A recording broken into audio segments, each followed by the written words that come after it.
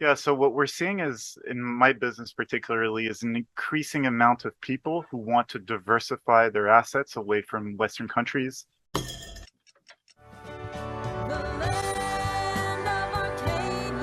Well, hello there, my friends. Chris Marcus here with you for Arcadia Economics as we continue our coverage of navigating today's economic world.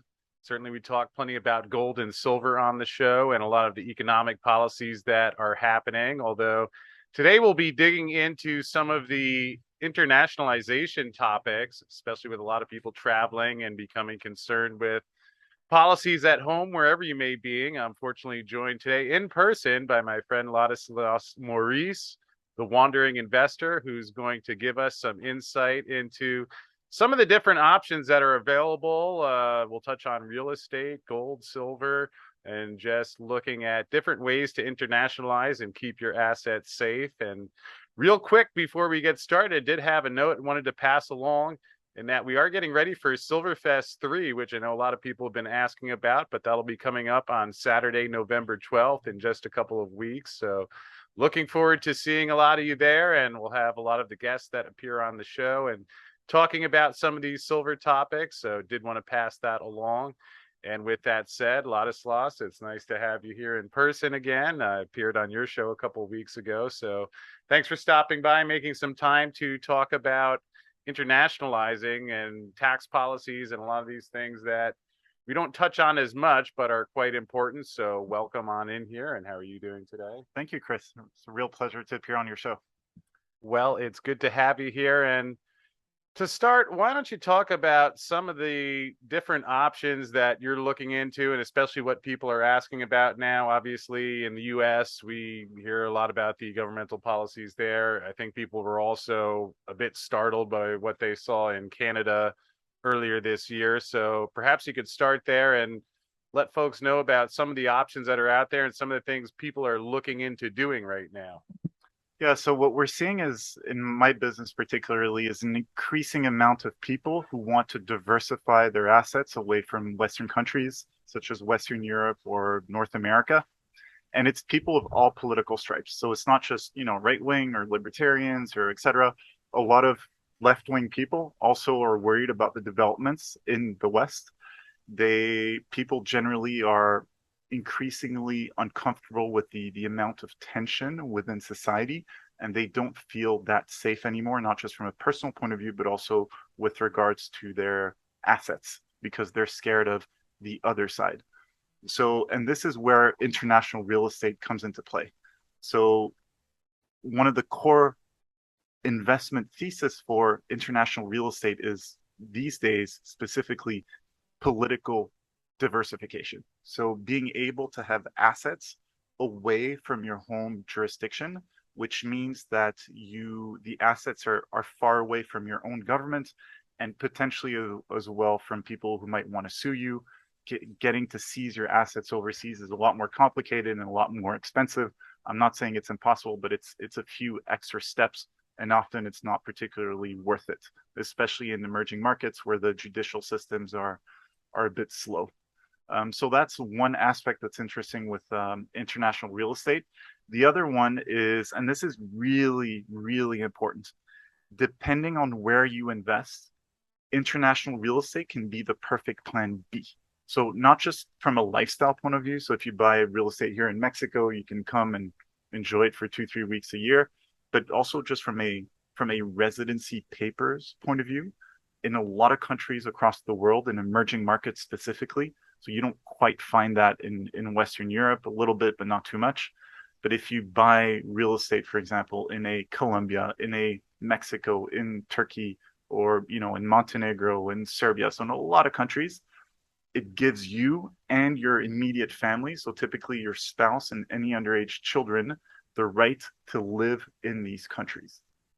So in some cases, you can get that right, and it's just a document that you renew every 2 years. So for example, if you go to Oman in the Middle East or in Dubai, you buy real estate there, you get your residency documents, and you just need to go back once every 2 years to renew. Here in Mexico, it's once a year, and then once every 3 years, then you get permanent residency. So it depends on the countries, but you don't necessarily need to live there to have the paperwork. So if things take a bad turn in your country, or if you have issues, you can legally move to that country, live in your own property, and have most of the rights, the same rights as local people, apart from voting and joining the army.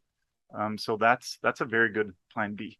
And we saw it so in Montenegro, so it's a little country south of Croatia, where I do a lot of real estate deals. And historically, a lot of Russians and Ukrainians had real estate there. And what happened when the conflict started, you had Ukrainians that fled the conflict who went to Montenegro and used the properties that they owned essentially as a call option to obtain residency. So they just went to Montenegro, they just needed a few papers and their title deed, and then they got residency for themselves, for their family. And then once they had residency, they could also open local bank accounts, etc. And on the other hand, you had Russians. They were fleeing not the conflict, but the sanctions.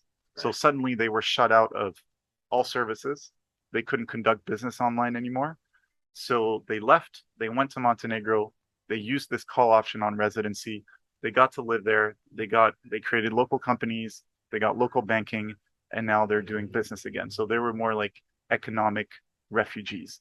So in an uncertain world such as ours, having international real estate in countries where you can have that call option on residency is a very important tool for one's own personal freedom.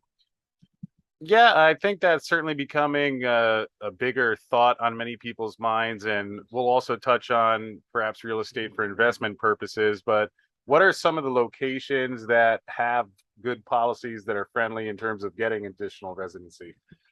There are a lot of countries. So in the Middle East, you've got Oman, you've got Dubai, which is good. In Europe, if you structure things properly, Hungary, Montenegro, Serbia, Turkey. In Latin America, in a majority of Latin American countries, generally speaking, but not always, if you buy real estate above a certain amount, you can get residency this way as well. And then let's say that someone does that. How does that affect taxation and investments just from the taxation standpoint if you have residency elsewhere? Cool. So I'm not going to go into, I don't give tax advice, but in terms of general concepts, there's a difference between residency, so having the right to live somewhere. So you have this like residency card, and tax residency. Those are two very different topics. So tax residency typically, but not always, is when you spend at least half the year in a country or half the center of your life interests in that country. So for example, you can be a resident of Mexico, which I am personally. I'm a resident of Mexico. I have my card. I'm actually a permanent resident, but it does not necessarily make me a tax resident of Mexico because I don't spend the majority of my time here, nor do I have the majority of my economic activity here in the country. So very big difference. Then for Canadians, what's interesting is if Canadians or Western Europeans leave their countries from a tax residency point of view, so if they become non-Canadian tax residents or non-UK tax residents and move to a low tax country such as Dubai or Panama, then they can pay 0% taxes on any capital gains. So that's really interesting. Americans, you guys are taxed on citizenship. So you're the only ones along with Eritreans to have that honor. So it means that wherever you live, Uncle Sam and the RS just chase you down and want their cut. So it is possible to reduce your tax burden as a US citizen by moving abroad, but it requires a lot more restructuring. Okay, and certainly we've started to see the real estate market get affected by the higher interest rates in the US, which obviously a lot of people are factoring in. Although before we started recording, you were mentioning how a lot of the international real estate markets, a lot more cash based, not as affected by interest rate policies. What are you seeing there that you could pass along? Yeah, I mean, that's a very important aspect because a mistake that I see a lot of people making in North America and in Western Europe is they view real estate as a hard asset. Like I'm sure you've heard a lot of your friends say, "Oh, I only invest in real estate because I can touch it." It's like, sure, you can touch it, but the reality is that because of central bank policies and rates having been so low for so long, the value of your real estate is essentially very financialized nowadays. So when you buy real estate in Austin or in New York, you're not just buying a hard asset, you're buying a financial asset because so much of the value is dependent on central bank interest rate policies. If you go to countries where mortgages barely exist, like Montenegro, or where interest rates have been more than 10% or 8, 9% for many, many years, like Colombia or like Mexico, essentially there's not that much leverage in the system. So when interest rates go up, it doesn't really make that much of a difference because the market is a cash market. When you buy real estate in Medellin in Colombia, you're buying actual real estate, and the value that you pay for it is the actual value of the real hard asset, and has nothing to do with interest rates.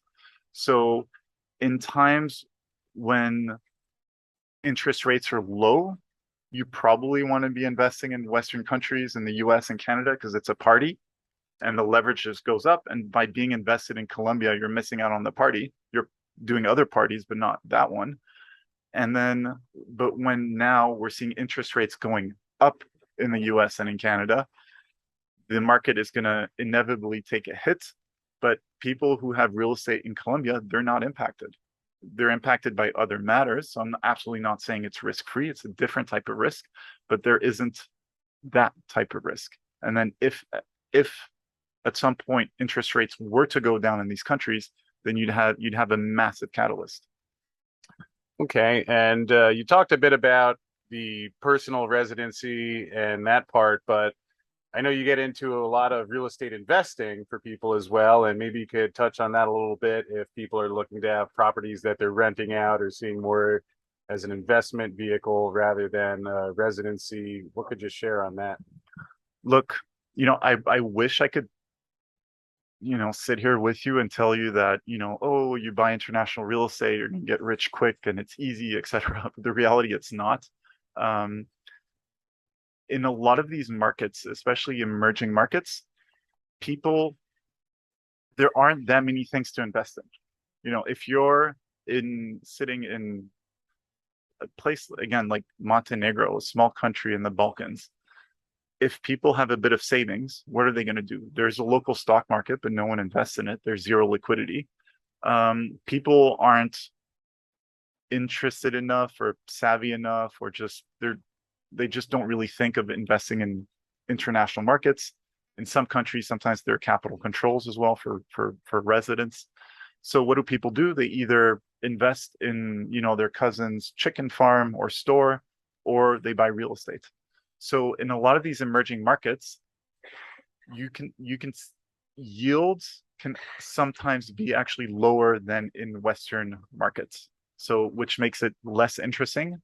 But if you look around, you can find some very interesting niches, especially right now in Latin America. What's interesting is a lot of the currencies, but not all, have taken a hit with the dollar going up. Obviously, we're aware of this.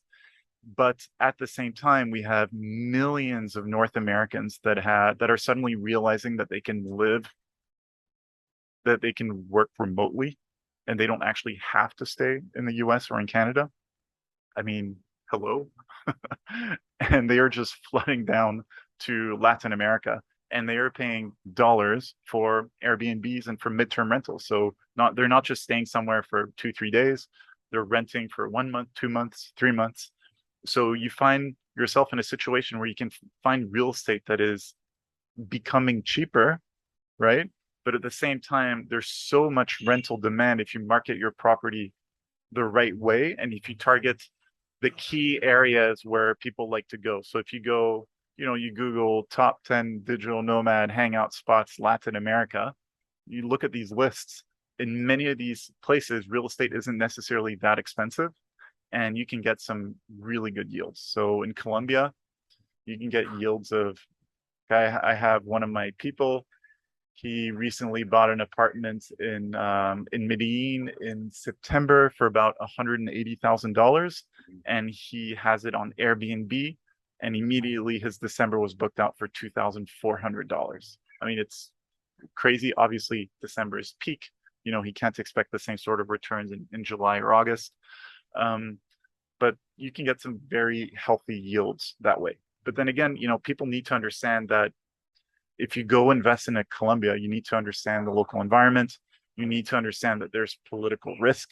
You're in mining. You're involved in a lot of mining companies. We all know what's happening in Colombia. They just elected a rather hardcore socialist. So is this good for foreign investors? No. Um, will it pass? Hopefully. But in the meantime, you're buying dirt cheap real estate in a really cool city with a call option on residency, and you're making, 8 to 10% yields. So people just need to understand the various levels of risks and the various layers, I'd say, of risk. Because as soon as you go into these international environments, everything's different. So I'm not here telling people, oh, sell everything in the US, because there's a lot of these doomers out there. It's like, oh, the US dollar is going to crash, and oh, we're going to lose everything and this and that. Get your money out.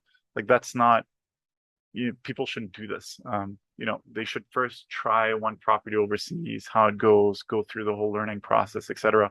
So as part of a well diversified portfolio, having some real estate overseas, I believe, is a very smart move, especially in countries where you can have the residency. So you get your rental income, you get geopolitical diversification, and you have a call option on residency. But would I tell people sell everything and do that? Obviously not. Well, I think diversification goes a long way. And you touched on my next question a little bit in there, which obviously, if you're going into a foreign country, there's a lot of differences. Some places are more friendly to foreigners. What are some general red flags to watch out for, or ways to make sure that you don't get yourself overextended in a place that ends up not really being a good fit towards the ultimate goal of keeping things protected and having a good investment? I think the first thing is being very clear in terms of your objectives. What are you looking for primarily? Do you want a lifestyle property? Do you want a plan B property? Do you want safety overseas? Because you can buy real estate in countries that are relatively safe. You won't necessarily get the best rental yields. Or do you want, high yields with a bit of a speculative angle? So, be clear in terms of your objectives. And the most important thing, because we've all seen these like TV shows or YouTube channels of people that bought real estate overseas. They bought a plot of land, and then, I don't know, they never got the title deed, or they had issues and people ran away with their title deed. Like, the point is, always use a good lawyer. So don't be cheap when it comes to the lawyer when you invest overseas. So I've been doing this for many, many years. I have real estate all over the world. I hire expensive lawyers, and often it's in the comments on my blog, because I offer referrals to the lawyers I work with, and people are like, oh, my lawyer does it cheaper. It's like, sure, there's always a cheaper lawyer, but typically I'll go for lawyers that are recommended by embassies, etc., so that I make sure that I'm safe. Paying an extra half a percentage point to get a good lawyer in a country where there's risk and where you absolutely don't understand how things work is not an issue. I don't mind overpaying for lawyers. And do people go in sight unseen at all, or is it definitely something where you make sure you want to be there and actually investigate the property you're getting, or is there ways that people get around that? Look, in many countries, in most countries, you can buy remotely if you want. During the whole medical thing, a lot of people are buying real estate through Zoom. Would I recommend that? No. It's always better to go see the property to get a feel for it. But it's possible. I wouldn't recommend it, but it's possible. Okay, and then obviously you knew I wasn't going to let you leave here without asking, but in terms of gold and silver, what can you share there? There are places where it's easy if people want to take their gold and silver with them. Obviously, depending if you want to buy gold and silver in a foreign country, different policies there. But what could you share on the precious metals? It's very complicated. So trying to take physical gold or physical silver across borders is a nightmare if you want to do it legally. Recently in the European Union, they decided that there's a 10,000 euro limit that you could use when you were traveling around. And before that, gold wasn't explicitly included in that, but now it is. So there's a limit. Above a certain limit, you have to declare all the gold that you're traveling with. But generally, in all of these countries, like for example, in Latin America, if you try to leave any of these countries and you have gold, even if it's within the amount, they will see it through the X-ray at the airport. They'll have questions for you. They'll ask you for a source of funds, and then you might find yourself in like a very uncomfortable position with people asking for bribes, etc. So, would I go around carrying, even just a 50 gram, a 2 ounce or 1 ounce little bar of gold through borders around here in this part of the world? Absolutely not. Within Europe, yes. Latin America, no. And they're not the safest places. I mean, Mexico's nice, but would I want to have a kilogram of gold in my apartment? No. There are countries where you go for safety.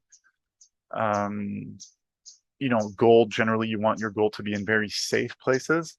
I don't, I wouldn't want my gold to be in many Latin American countries, the vast majority of them. I wouldn't feel comfortable. And then there's also a lot of these countries that import duties on gold and on silver. It's a lot of paperwork. They're very bureaucratic countries. So if you want to have physical gold in these countries, you either buy it locally and then you dig a hole somewhere or leave it in a bank if you trust the banks.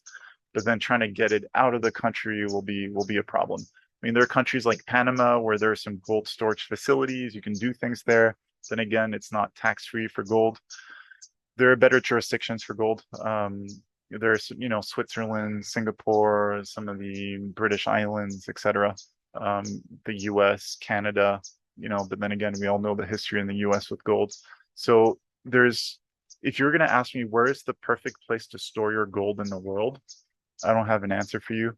It's something I often debate. I own gold. I store gold in various places, but there's no place where I'm like, oh, this place is absolutely safe. I'm very happy that my gold is there. I'm not, even places like Switzerland, historically neutral, very safe, never invaded, but they started joining sanctions against Russia. So, I'm not going to have an opinion on whatever it is they're doing from a political point of view, but what I see is as a safe haven, they've now taken a side. So is that what I want of them? No, I want them as a safe haven. I want them to do what they've always done, which is to not getting involved in anything. So there's a bit of risk in Switzerland, and then places like Singapore. That's kind of the new storage place that the people go for these days, especially because they're a bit easier on the paperwork compared to the Europeans. There's some amazing facilities in Singapore. The spreads are fairly decent. It's all audited. It's all clean. It's all modern. It's great. But if there were ever a war between China and the U.S., would I be happy to have all of my gold right there on the Strait of Malacca?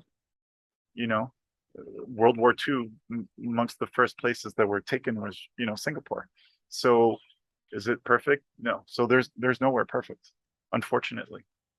So again, sounds like diversification can go a long way there. And perhaps the last one for you today, Ladislas, for people who are looking more on the side of just personal freedoms, again, with what we saw with the trucker rally in Canada earlier this year, people who are just looking to be left alone and not as much intrusive government, are there any particular places that pop to mind that they might want to consider looking into? All governments, if you give them the opportunity, will try to gradually take your freedoms away. Even if they don't always mean it in a bad way, that's always the end result. So if you want true personal freedom, you go for countries where governments are incompetent, where governments they don't even know how to figure it out. So, you go to places like Paraguay or, some countries in Latin America or Africa. Africa is amazing for personal freedom. I lived there for 7 years. I never felt freer than when I lived in Africa. Um, but it comes at a certain cost, which is sometimes, the amenities around. Not everything is first world. The roads are beat up. Sometimes there are safety issues, et cetera, et cetera. So at the end of the day, people need to make a conscious decision. What do they want? Do they want safety from young men with guns and pay 50% taxes?